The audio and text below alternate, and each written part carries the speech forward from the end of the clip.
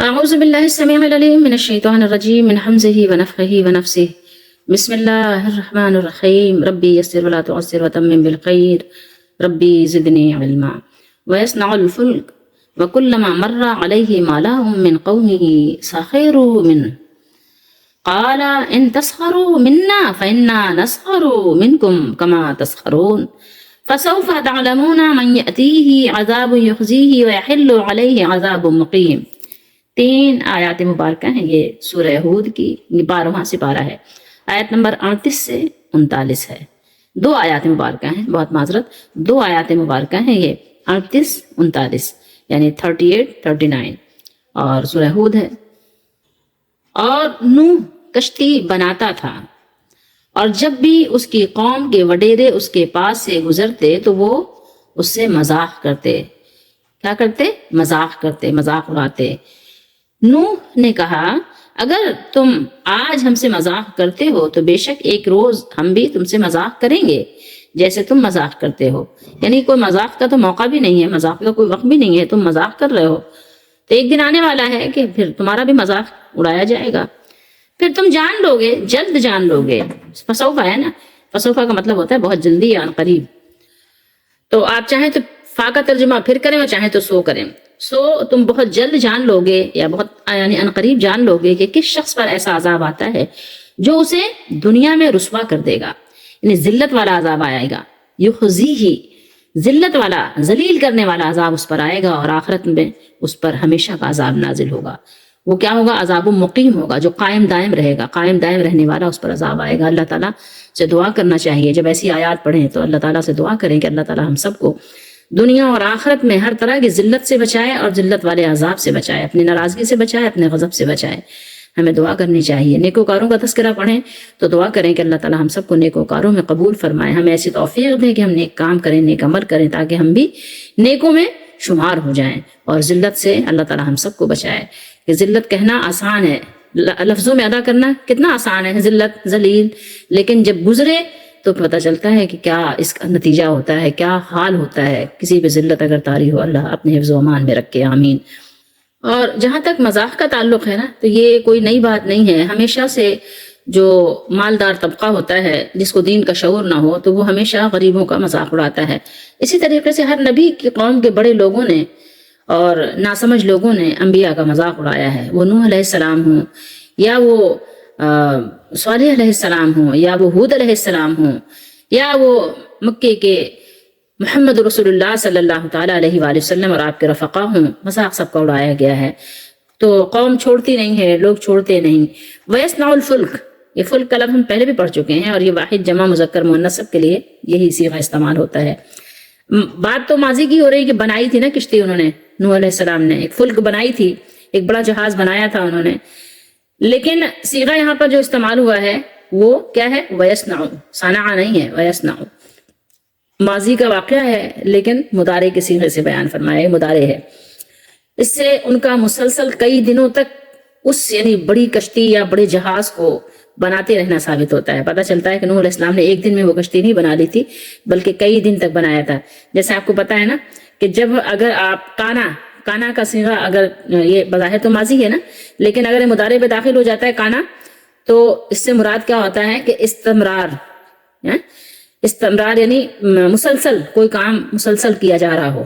ٹھیک ہے، تو یہاں پر یہی بات ہو رہی ہے کہ یعنی وہ کئی دنوں تک مسلسل نوح علیہ السلام کشتی بناتے رہے تھے. اور بعض مفسرین نے فرمایا کہ اللہ تعالیٰ نے مضارع کا لفظ حکایت حال یعنی وہ نقشہ سامنے لانے کے لیے استعمال فرمایا. گویا ہم دیکھ رہے ہیں کہ نوح علیہ السلام کشتی بنا رہے ہیں، بڑا جہاز بنا رہے ہیں اور قوم کے لوگ انہیں کیا کر رہے ہیں؟ مذاق کر کر کے تنگ کر رہے ہیں، پریشان کر رہے ہیں، ان سے مذاق کر رہے ہیں. تو بہرحال یہ معنی بھی ہو سکتا ہے. اور مذاق کیوں کر رہے تھے وہ لوگ، اس پر ہم بات کریں گے بعد میں. وہ کلما، اور جب بھی، کلما جب بھی، مرہ گزرنا ہوتا ہے، مرہ واحد کا صیغہ ہے، جب بھی گزرتے تو کیا کرتے؟ وہ مذاق کرتے. ملعون بتا رہا ہے نا کہ بڑے لوگ، سرداران قوم کے، جو قوم کے بڑے لوگ تھے، اشرافیہ، ایلیٹ کلاس، وہ لوگ مذاق کرتے تھے. بڑے میاں یہ کیا ہے خشکی پہ، پانی کا تو کہیں نام و نشان بھی نہیں ہے، یہ کیسا مذاق ہے کہ آپ کشتی بنا رہے ہو، یہ آپ کارپینٹر کب سے بن گئے، बड़ा ही कब से बन गए कि हाथ में आरा ले लिया, कील कांटे ले लिए, ये लकड़ी ले ली, तख्ते बन रहे हैं, ये सब क्या हो रहा है? तरह तरह के मजाक बनाते। अच्छा, वो वाज़ो नसीहत आपका कहाँ चला गया? अभी कल तक तो आप बड़ी तबलीग कर रहे थे, अब आज से आप जो है कारपेंटर का काम शुरू कर दिया आपने, खुशकी पे आप कश्ती चलाएंगे। तो बेवकूफ़ लोगों का यही मामला होता है कि उनके सर पे मौत खड़ी हो फिर भी उनको समझ नहीं आती है। तो नूह अलैहिस्सलाम को भी ताज्जुब होता कि कैसे बेवकूफ़ लोग हैं कि हंस रहे हैं, बजाय इसके कि ईमान लाएं। मौत सर पर खड़ी है और हंस रहे हैं, कल जब डिबोए जाएंगे तो फिर रोएंगे, फिर उस वक्त रोने का क्या फायदा होगा? आज ये कि बजाय इसके कि मालूम करें कि भाई ये क्यों बन रही है, ये इतना बड़ा जहाज क्यों बना रहे हैं आप, क्या मामला है? बारिश का तो कहीं नामो निशान नहीं है, पानी का तो कहीं नामो निशान नहीं है, क्या वजह है? नाउज़ुबिल्लाह अस्तग़फिरुल्लाह। बजाय इसके कि तहक़ीक़ करते एक ज़ाहिर है बाशऊर समझदार, कम से कम इतना तो आपको नजर आ रहा है कि नूह अलैहिस्सलाम इतने बाशऊर हैं, इतने समझदार हैं, इतना अक्ल वाले हैं, तो बिला वजह तो ये कश्ती बनाना नहीं शुरू कर दिया ना। तो बजाय इसके कि ईमान लाते, सोचते, समझते, पूछते, मजाक करना शुरू कर दिया कि बताओ खुशकी पे जो है कश्ती कौन चलाता है। इस तरह की बातें जैसे आपको बताया आज भी लोग करते हैं ना, अगर किसी अक्लमंद को देखते हैं तो लोग बातें बनाते हैं। तो इसी तरीके से वो नबी हैं, वो कोई आम इंसान नहीं है, अवामुन नास में से नहीं है, नबी हैं, जलीलुल कदर नबी हैं, उलुल अज़म नबी हैं, लेकिन फिर भी कौम के लोग मजाक बना रहे हैं। और नूह अलैहिस्सलाम हुक्म इलाही से अपना काम में मशगूल है। इधर हुक्म इलाही मिला, फौरन तामील के लिए कमर बस्ता हो गए, लकड़ी लाई जा रही है, उसे चीरा जा रहा है, तख्ते निकाले जा रहे हैं, दीगर जरूरी चीजें फराहम की जा रही हैं। तो ये सारे काम आप अल्लाह के हुक्म से कर रहे हैं, क्योंकि अल्लाह ताला ने फरमाया था कि आप हमारे हुक्म से और हमारी निगाहों के सामने आप कश्ती बनाइए। तो कौम के लोग जाहिर तरह तरह की बातें करते हैं। आप कल तक तो वाज़ो तस्कीर में मसरूफ थे, अब जो है आप ये सब हाथ में हथौड़े और ये आरी और ये सब लेकर दुनिया व माफिया से बेखबर कश्ती बनाए जा रहे हैं।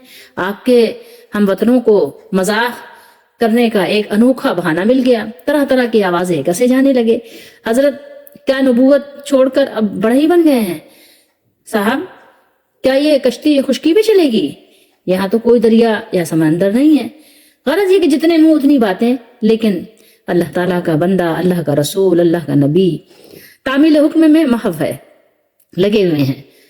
आपने पहले उनके एतराजात को कब कभी अहमियत दी थी कि आज तवज्जो करते? तवज्जो नहीं किया आपने। इरशाद फरमाया कि आज जी भर के हमारे साथ मजाक कर लो, कल हमारी बारी भी आएगी, हमारी बारी भी आने वाली है। गरज ये कि कुछ अरसे के बाद कश्ती तैयार हो गई।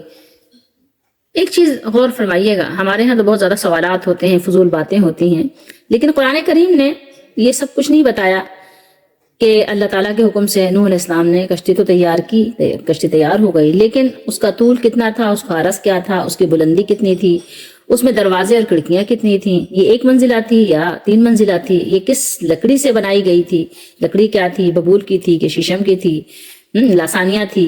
इन तमाम तफसीलात को कुरान ने यकसर नजरअंदाज कर दिया, क्योंकि इन उमूर का इबरत पजीरे से कोई भी किसी किस्म का वास्ता नहीं था, न है। बाज़ उलमा ने बहरहाल तफसीर करने में या इसराइली रवायात और मसादिर की रोशनी में इन उमूर की तफसील बयान करने की बहुत कोशिश की है, लेकिन कुछ लोगों ने इसको बहुत नापसंद भी किया है, इस पर नापसंदीदगी का इजहार भी किया है। तो इतनी बात जान लीजिए कि हमारे लिए इतना जानना ही काफी है कि वो इतनी वसी थी कि उसमें हजरत नूह अलैहिस्सलाम, आपका कुनबा और आपके जो साथ ईमान लाने वाले थे, आप पर ईमान लाने वाले अल्लाह के फरमाबरदार थे, वो सब उसमें आ गए। और जानवरों का जो जोड़ा जोड़ा अल्लाह ताला ने फरमाया कि आप ले लीजिए, वो भी सब उसमें समा गए, क्योंकि अल्लाह के हुक्म से बनी थी। तो अल्लाह को मालूम था कि कितने लोग आएंगे, इसमें कितने बैठेंगे, तो वो उतनी बड़ी अल्लाह ताला ने हुक्म दी थी कि ये सारी चीजें इसके अंदर आराम से बैठ सकें, रह सकें, ठहर सकें। फिर बहरहाल अजाब का वक्त जो था मुकर्रर, वो अजाब का मुकर्रर वक्त आ गया और सबसे पहले तनव्वुर से पानी उबल पड़ा। तनव्वुर का क्या माना है?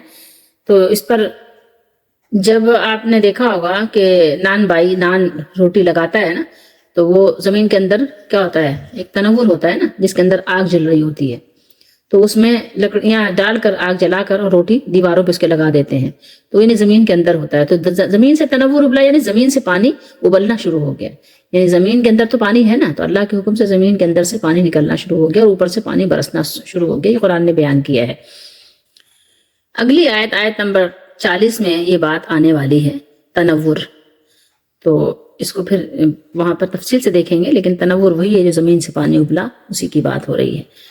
تو بہرحال فرمایا مَلَأٌ مِّن قَوْمِهِ سَخِرُوا مِنْهُ، یعنی اس کے قوم کے کوئی بھی سردار جب گزرتے تو اس سے مذاق کرتے.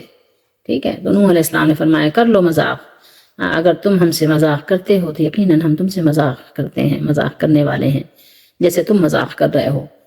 تم آج مذاق کر رہے ہو، تو جب وہ مذاق اڑاتے تو آپ انہیں بتاتے، انہیں غرق ہونے کی جو وعید سناتے، تو وہ کیا کرتے؟ جھٹلا دیتے آپ کو، وہ اس کی تکذیب کرتے. تو نوح علیہ السلام فرماتے کہ اگر تم ہم سے مذاق کرتے ہو تو یقیناً ایک وقت ہم بھی تم سے مذاق کریں گے. تو یہ شدید وعید اور زبردست قسم کی سرزنش تھی. من یأتیہ عذاب یخزیہ، کس پر آتا ہے عذاب جو اسے رسوا کرے گا، یعنی دنیا میں اسے رسوا کرے گا. ویحل علیہ عذاب مقیم، یعنی کس پر دائمی ابدی اور ہمیشہ ہمیشہ کا عذاب نازل ہوتا ہے. یہ تو بس تمہیں بہت جلد پتہ چل جائے گا. بہت سے مالدار دنیا دار لوگ دیندار لوگوں کا مذاق بناتے ہیں، کبھی ان کے لباس پہ مذاق بناتے ہیں. آپ نے دیکھا ہوگا کہ حدیث شریف میں کیا ہے کہ مردوں کو چاہیے کہ اپنے شلوار کے جو ٹخنے ہیں وہ کھلے رکھیں. تو آدھی پنڈلی تک بھی کیا ہے اپنا ٹراؤزر پہن سکتے ہیں، پہننا چاہیے. یعنی آپ کی پنڈلی تو کھلی لازمی رہنی چاہیے، اونچا ہو جائے آپ کا ٹراؤزر لیکن آپ کا ٹراؤزر جو ہے بالکل نیچے تک نہ لٹکتا رہے. تو کچھ لوگ اس سنت کو ادا کرتے ہیں تو اپنی پنڈلیاں کھلی رکھتے ہیں. تو وہ لوگ جو زمین کو جھاڑتے ہوئے اپنے پجامے پہنتے ہیں تو مذاق بناتے ہیں.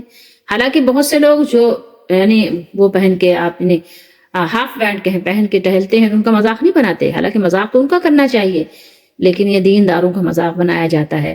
کبھی وقت تھا، آج تو خیر فیشن میں ہے داڑھی تو اکثر لوگ رکھ لیتے ہیں، لیکن ایک وقت تھا کہ مجھے یاد ہے اپنے بچپن میں کہ داڑھی کا بڑا مذاق اڑایا جاتا تھا، بہت زیادہ داڑھی کا مذاق کرتے تھے لوگ. اسی طریقے سے کوئی ٹوپی کا مذاق بناتا ہے، کوئی اور کسی چیز کا مذاق بناتا ہے. جانتے ہیں لوگ کہ دینداروں کا بس ان کو کچھ نہ کچھ خلش رہتی ہے کہ کسی نہ کسی انداز سے ان کا مذاق بناتے ہیں. جو کچھ مل جائے. اب ظاہر آج انبیاء علیہ السلام کا زمانہ تو نہیں ہے، تو جو لوگ ان کے واقعی طور طریقے پہ نقش قدم پہ چلتے ہیں تو ان کا بہت مذاق بنایا جاتا ہے. ان کا مذاق بنانا اس طرح سے ہے کہ ہر کوئی ان کا مذاق بنا لیتا ہے، ہر طبقے کے لوگ ان کا مذاق بنا لیتے ہیں. ویسے تو مذاق اڑانے سے تو کوئی بھی کسی کے لیے بھی خالی نہیں ہے، ہر ایک کا کسی نہ کسی انداز سے لوگ مذاق کر کے ہنس لیتے ہیں. لیکن بالخصوص جس طبقے کا مذاق سب اڑاتے ہیں وہ خصوصیت کے ساتھ ہے سنتوں پر عمل کرنے والوں کا.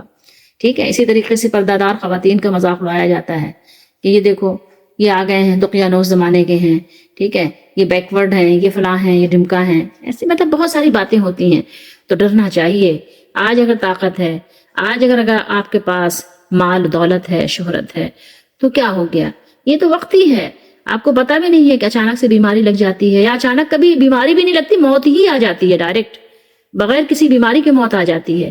تو ڈرنا چاہیے اس سے پہلے کہ وہ وقت آ جائے کہ جب آپ آواز لگائیں کوئی سنوائی نہ ہو. اس سے پہلے آپ کو چوکنا ہو جانا چاہیے، سمجھنا چاہیے کہ دیکھیے کہ آپ کا راستہ کیا راستہ ہے. کہیں ایسا تو نہیں آپ ایسے راستے پہ چل پڑے ہو جو تباہی کا راستہ ہو اور جو آپ کو ہمیشہ کا عذاب کا مستحق بنا دے. تو اس لیے ڈرنا چاہیے، اللہ تعالیٰ سے درخواست کرنی چاہیے، التجا کرنی چاہیے. بڑے بڑے انبیاء علیہ السلام، اولو العزم نبی اللہ سے ڈرتے رہے، اللہ کا حکم مانتے رہے. تو میں اور آپ کیا چیز ہیں؟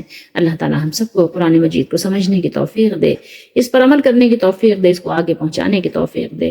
وما توفیقی الا باللہ.